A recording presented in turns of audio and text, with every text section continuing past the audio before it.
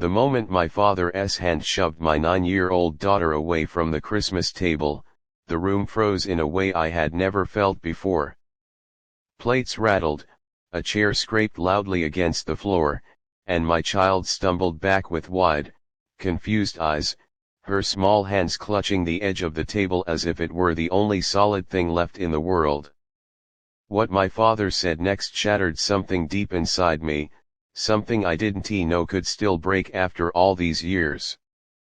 Before the story goes any further, if you believe in kindness, second chances, and the power of love to heal even the deepest wounds, please take a moment to like this video, leave a comment, share it with someone who needs hope, and subscribe to the channel Dreams Journal. Your support helps stories like this reach hearts that need them. It was Christmas morning, bright daylight spilling through the windows of my parents' house, making the tinsel sparkle and the ornaments glow softly. The house smelled like roasted turkey, cinnamon, and pine needles. My daughter Lyra had helped me bake cookies the night before, her laughter filling the kitchen as she wore an apron far too big for her. She had been so excited to sit at the big table, the one she had seen only in photos from before I cut ties with my family years ago. To her, this visit felt like stepping into a storybook Christmas she had always imagined. Lyra is not my biological child. She came into my life when she was 3, after her mother, my closest friend Mara, passed away suddenly. I promised Mara I would raise her daughter as my own, and I meant it with every breath in my body. From scraped knees to bedtime prayers, from school plays to quiet afternoons reading together, Lyra became my heart walking around outside my chest.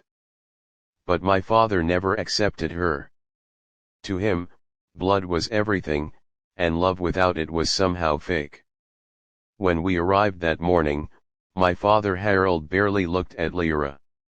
He greeted my younger sister's son with loud excitement, pulling out a gift twice the size of the one stacked near the tree for everyone else. Lyra noticed, of course. Children always do. Still, she smiled, holding the small box she had wrapped herself, meant for her grandfather. She believed love could be earned with kindness. At the table, sunlight streamed in as everyone took their seats. There was one chair at the head, next to my father. Lyra moved toward it innocently, thinking it was just another place to sit. That was when it happened. My father stood up abruptly, his chair tipping back, and shoved her aside.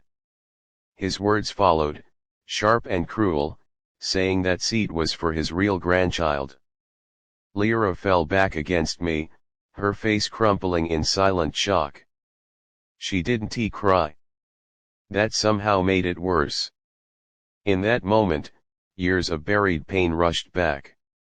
I remembered being a child myself, always trying to earn my father's approval, always feeling like I was never enough. I had promised myself that my child would never feel that way. Yet here she was, rejected at a Christmas table meant to be about love and family. My mother stared at her plate. My sister looked away. No one spoke. The silence was heavy, suffocating, and it told me everything I needed to know. I took Lyra's hand and felt how cold her fingers were. I realized then that staying silent would teach her that cruelty was acceptable if it came from family. I couldn't allow that. Without raising my voice, without drama, I gathered our coats. The daylight outside felt almost blinding as we stepped onto the porch.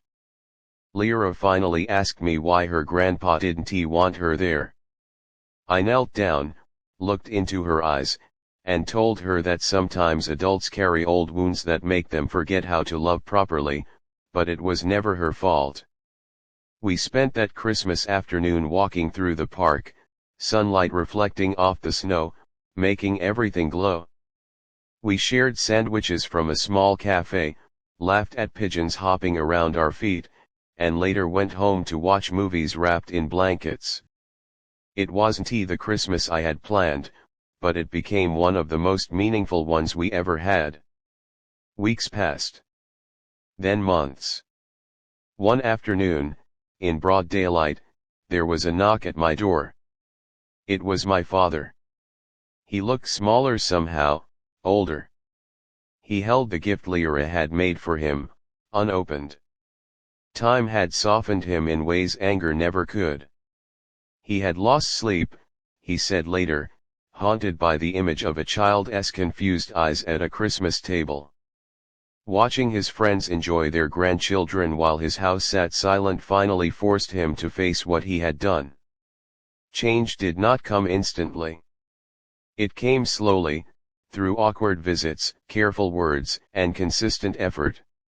He learned Lyra's favorite color, attended her school recital, and one day, without being prompted, referred to her simply as his granddaughter. I watched him relearn love, and I watched my daughter slowly trust again.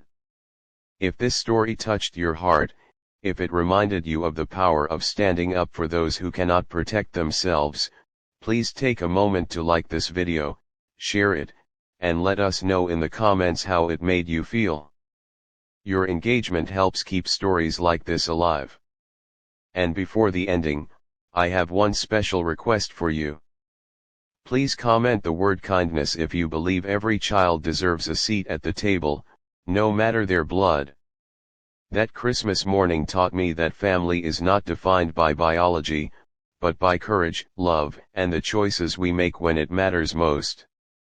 Sometimes, walking away is the first step toward teaching someone how to come back changed.